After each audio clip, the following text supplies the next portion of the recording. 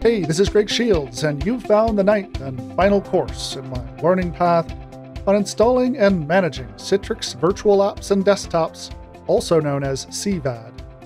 I am author evangelist and a full-time author here at Pluralsight, and I've been building, managing, and helping others with Citrix environments since the days this product was known as WinFrame.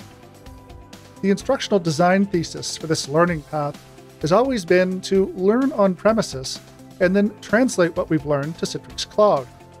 It's in this course where we conclude what we've learned and make that change in focus. This course reframes our entire conversation throughout the learning path through the lens of Citrix Virtual Apps and Desktops Service, or CVADs, one of the many and increasing number of services now available in Citrix Cloud.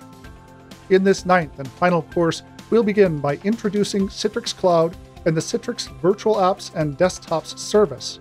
We'll also configure the Citrix Cloud connector in our on-premises environment. Next, we'll explore the steps in configuring CVADs with an on-premises resource location. Finally, we'll take a look at the migration steps in moving an on-premises CVAD infrastructure to CVADs in Citrix Cloud.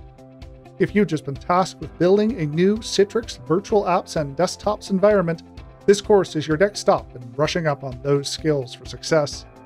And then from here, you'll be ready to continue on the learning path as you begin using what you've learned in your own production environment. Let's get started.